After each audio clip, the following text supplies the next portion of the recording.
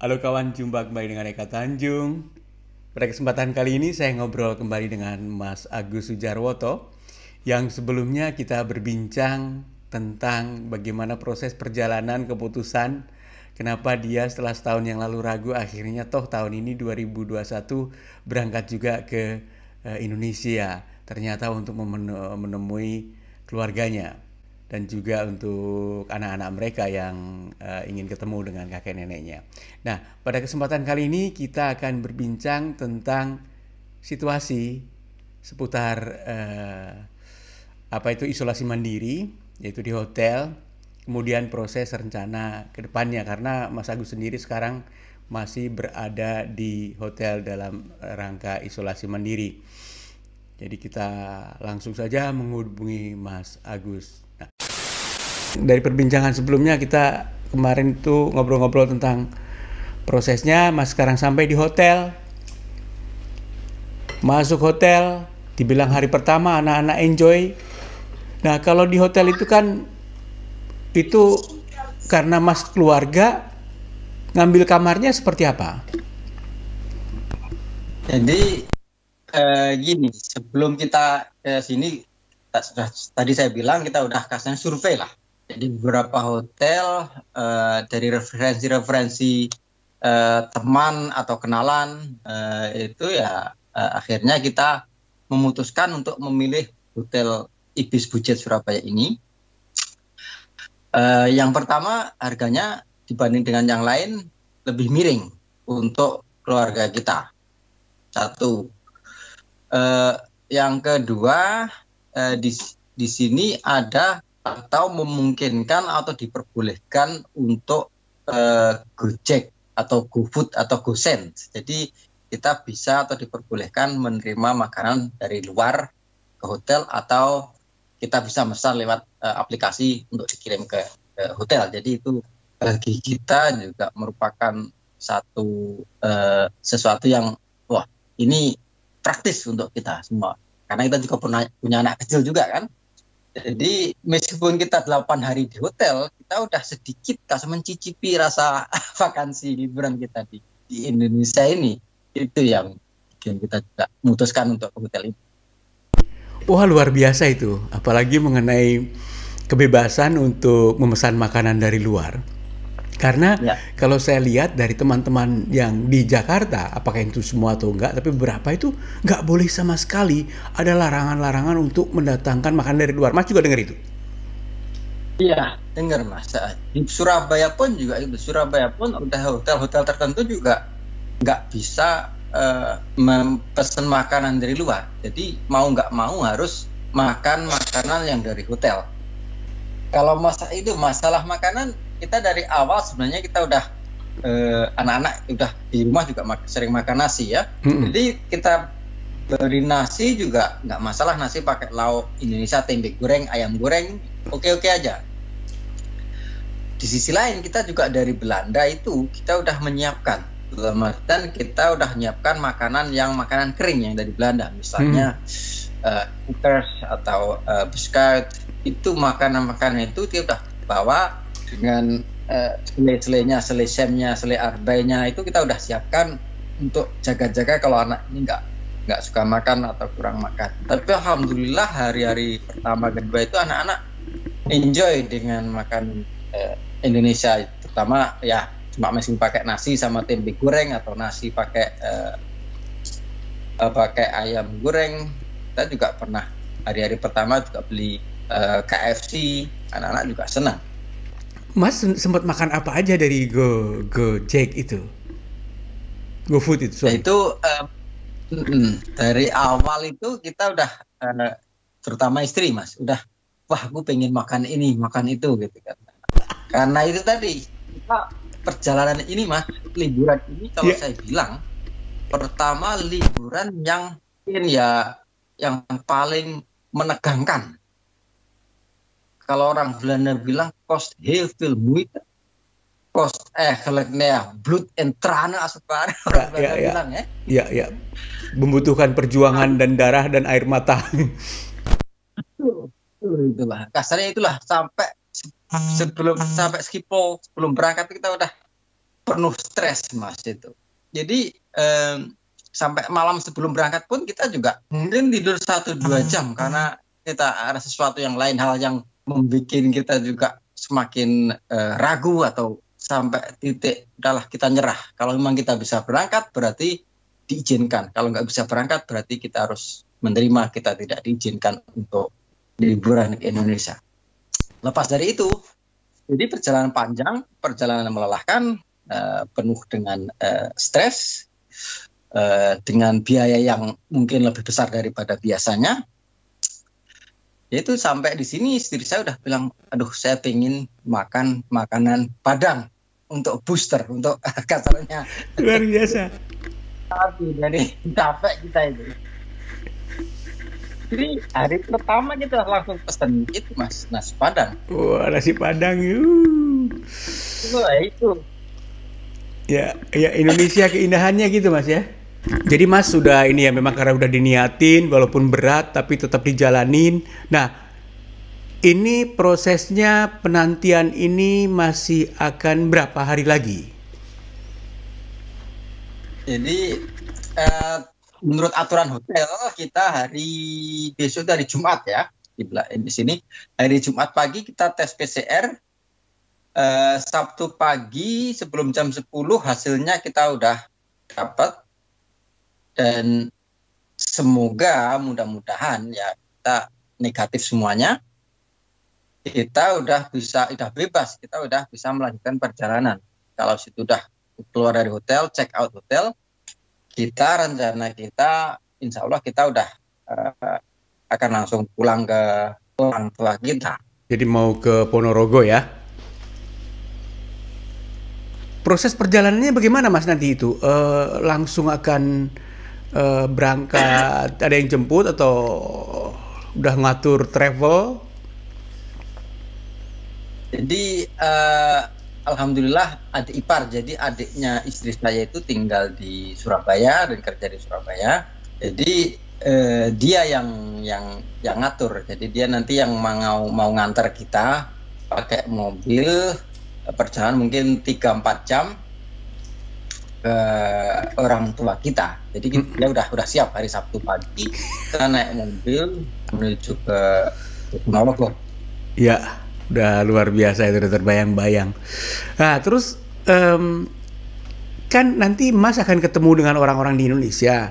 Sementara sekarang ini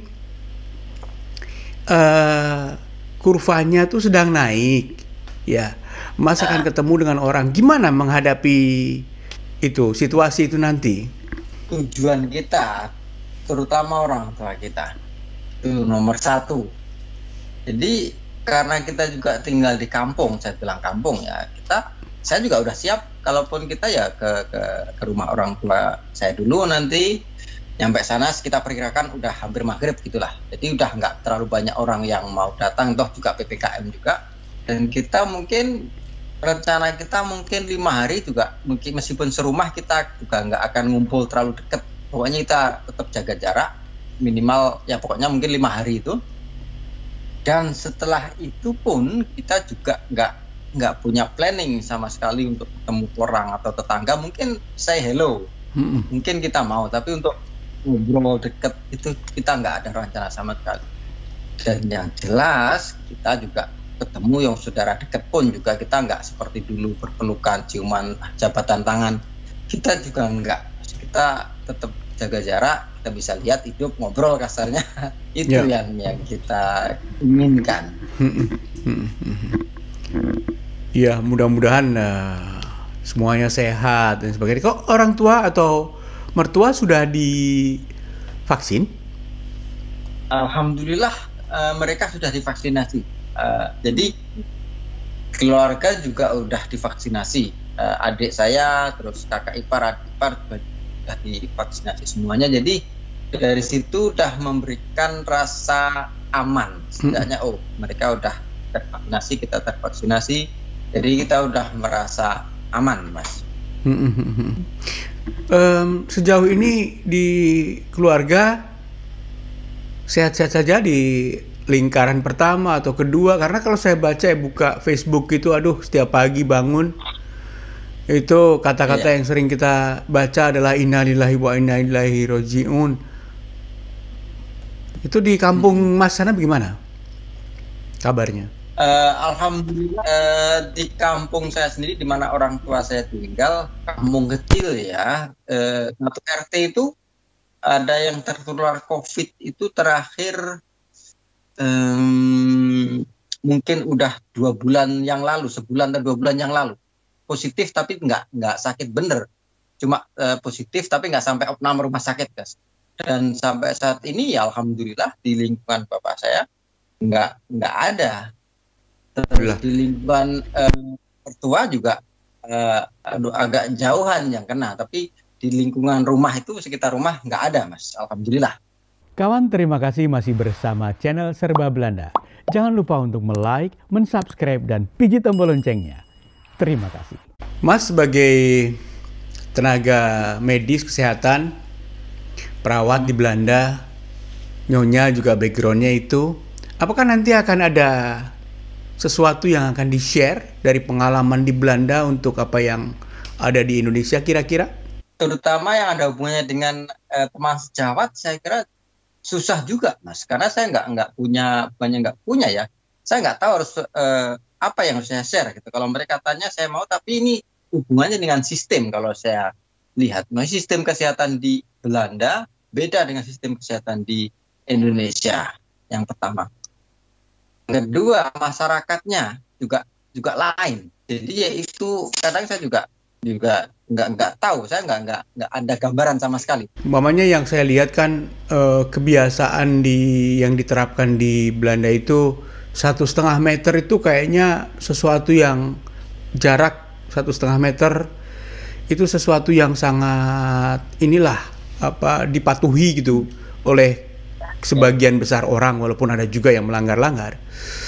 Tapi itu kayaknya harus sekali gitu loh. Itu satu. Mungkin bercerita tentang bagaimana di Belanda. Terus kemudian cuci tangan tuh hampir di setiap, ya di rumah pun itu udah kebiasaan. Bahkan kadang-kadang dulu zaman sebelum corona saya pikir ini terlalu over juga di Belanda, dikit-dikit cuci tangan kayak yang ini aja. Nah, itu kan suatu kebiasaan yang ternyata di masa pandemi ini sangat bagus sekali, karena kita harus tetap mengusahakan agar sentuhan-sentuhan di luar itu tetap cepat kita bersihkan. Maksud saya seperti itu, habit-habit, kebiasaan-kebiasaan di Belanda, apalagi Mas sebagai tenaga kesehatan yang bisa di-share kepada keluarga gitu. Tapi mungkin Mas nanti akan melihat fakta di lapangan dulu kali ya.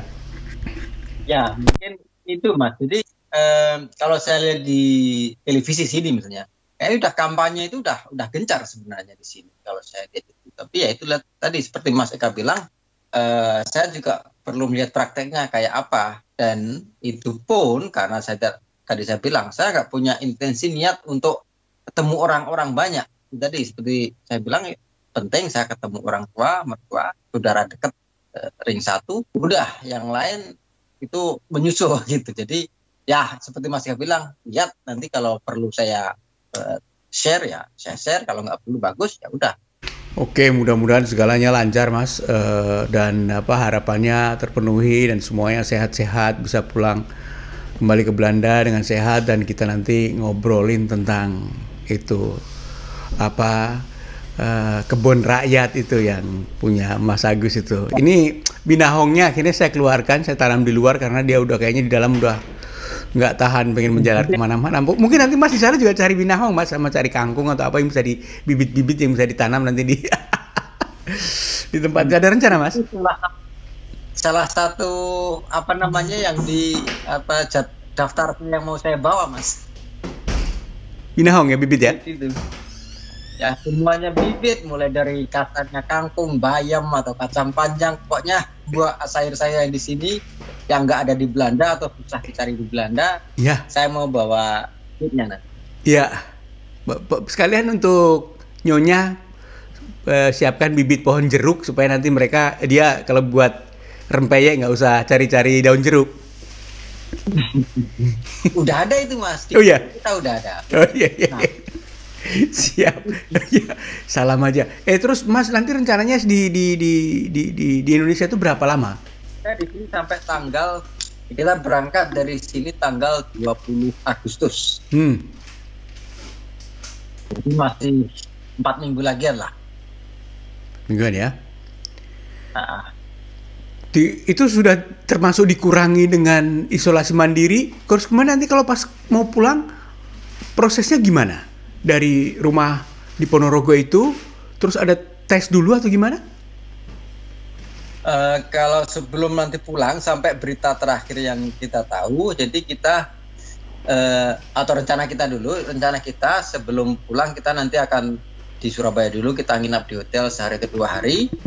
H-1 keberangkatan 24 jam itu kita harus tes PCR dulu. Jadi kalau udah itu PCR baru kita masuk ke bandara. Di bandara kita harus di yang swab test itu nanti, yang antigen itu. Negatif semuanya, kita bisa berangkat. Mudah-mudahan Mas negatif semuanya. Dan penerbangannya Singapura lagi ya? Iya. Mereka mudah-mudahan udah mau masih tetap terbang ke Surabaya ya, Singapura ya, karena beberapa maskapai kan menghindari Indonesia saat ini. Iya, itu juga kita juga udah mikir, Mas. Kita kalau lihat atau dengar di media sosial, di televisi, itu Singapura nggak menerima tamu atau wisatawan atau orang yang transit di Singapura dari Indonesia. Tapi ya, prinsip saya selama saya tidak dapat email resmi dari Singapore Airlines tentang tiket saya akan prinsip kita tetap berangkat, nggak akan ada masalah. Dan kalaupun nanti tetap seperti ini, mudah-mudahan atau mungkin lebih supel lagi, saya juga akan tetap konfirmasi mungkin seminggu sebelum keberangkatan, konfirmasi ke Singapore Airlines yang di Surabaya bagaimana tentang tiket kita, transit kita. Kalau memang oke-oke aja ya alhamdulillah. Untuk menjaga-jaga kalau ada perubahan kita juga bisa persiapkan aja. Iya, mudah-mudahan Mas semuanya lancar dan di Belanda juga nanti tetap mudah-mudahan situasinya membaik. Seluruh dunia mudah-mudahan tetap cepat membaik, karena seperti situasi seperti ini rasanya waduh. Nanti mungkin kita akan menjadi kalau selamat ya menjadi sejarah kenangan bahwa kita pernah ngalamin itu. Tapi tetap tidak menyenangkan ya, situasi ini membuat dagdikduk aja. Iya, Mas. Kita tetap harus berdoa. Oh ya, mengenai makanan, Mas katanya disarankan untuk makan bagus, untuk sehat gitu ya. Mas, ya. Nutrisi terpenuhi, termasuk buah. Bagaimana dengan buah? Orang Indonesia kurang makan buah nih. Gimana, Mas? Ya. Jadi gini, Mas. Jadi seperti saya bilang di sini tentang buah, kita tentang makanan ya. Kita dari hotel dapat 3 kali makanan. Jadi pagi, belum siang, cerita. makan. Gimana tuh? Jadi ya makan Indonesia pagi nasi, siang nasi, malam nasi ya. Di Belanda kita kan makan nasi mungkin sekali aja makan malam rasanya kan. Iya, dasar kita udah perut Indonesia, masih orang Indonesia ya oke-oke aja, meskipun ya sedikit adaptasi lah, wajar. Di makanan itu kalau saya perhatiin jadi ada karbohidratnya, nasinya cukup atau mungkin lebih dari cukup sebenarnya. Terus ada proteinnya, ada sayurnya sedikit, ada buahnya sedikit. Jadi ya sebenarnya kok lumayan komplit menu dari hotel ini. Tetapi tentang Mas Eka bilang tentang makanan buah-buahan itu ya tadi lagi kembali lagi fasilitas atau kemudahan yang dari hotel ini, kita bisa Gojek, GoFood, GoSend, ditambah kita dengan punya adik yang di Surabaya, kita pesen dari Gojek, GoFood atau lewat adik buah untuk dibelikan untuk diantar ke hotel. Jadi lewat resepsi bawa ke kamar kita. Jadi kita juga udah makan mangga yang notabene kita waduh, mangga kueni yang wangi itu. Luar Sedap. biasa itu. Misalnya itu, terus salak kita juga udah makan ya. Waduh. Enak. Manggis.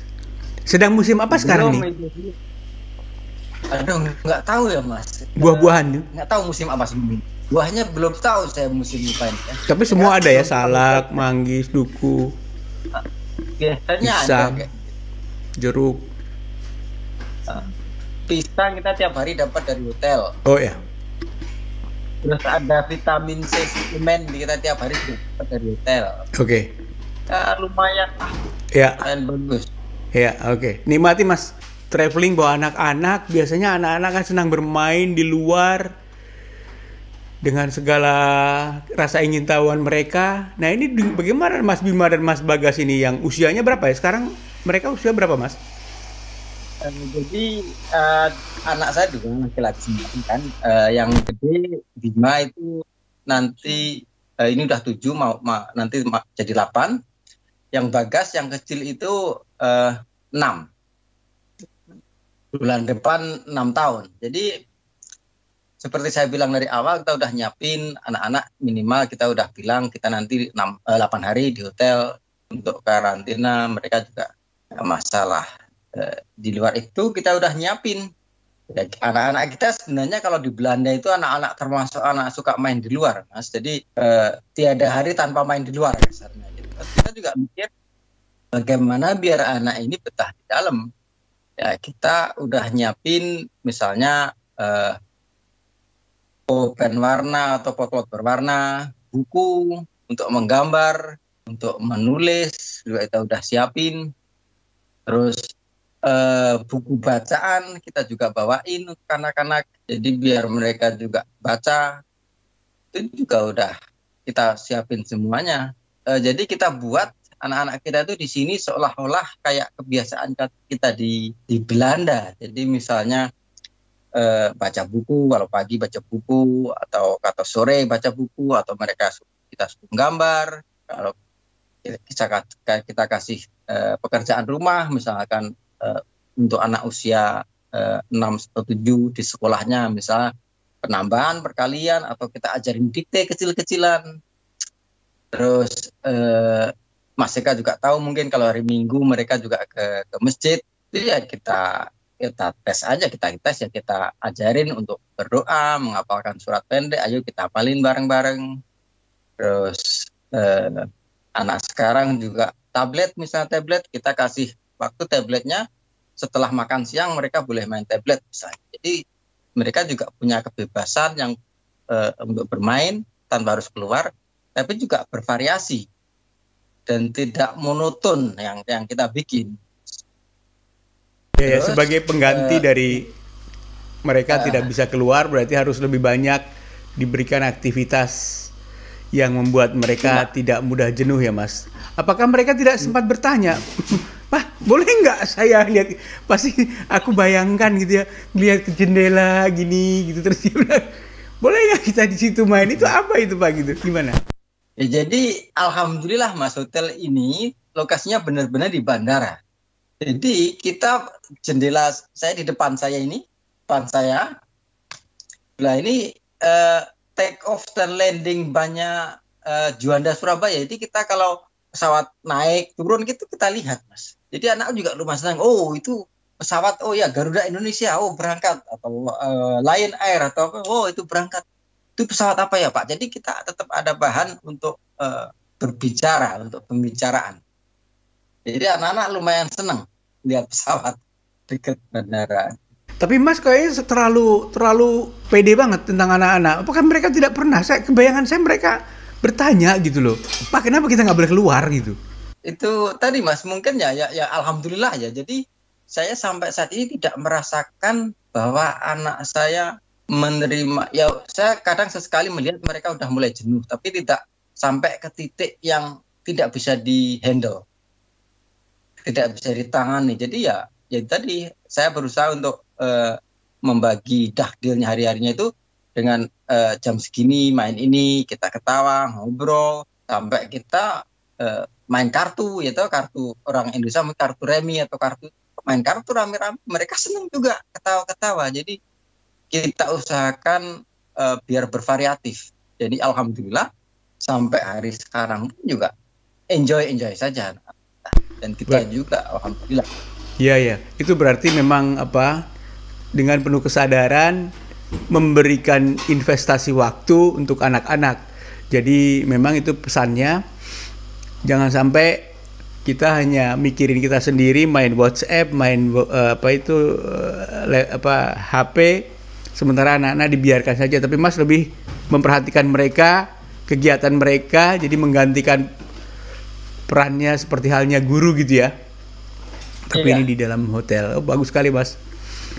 Mudah-mudahan mereka ini, walaupun di tempat yang kecil, pasti anak-anak pun punya daya serap yang luar biasa, menjadi kenangan buat mereka. Mungkin kalau yang suka gambar, suruh tulis, suka tulis. Nanti dia harus cerita tuh di kawan-kawannya di Belanda supaya ini. Oke, kalau ada pertanyaan kawan, silahkan tuliskan di kotak komentar agar nanti kita bisa tanyakan kembali kepada Mas Agus atau kepada saya dari perbincangan ini. Kawan, demikian tadi perbincangan dengan Mas Agus Sujarwoto yang saat ini sedang berada di Indonesia bersama keluarga, istri dan kedua putranya untuk mengunjungi kedua kakek nenek mereka atau kedua orang tua mereka. Mudah-mudahan mereka tetap sehat dan juga kembali dengan selamat ke Belanda lagi, karena masih ada janji-janji lain nih, kita akan buat vlog. Kalau ada komentar silahkan tuliskan di bawah ini. Terima kasih, tetap semangat, jangan kasih kendor.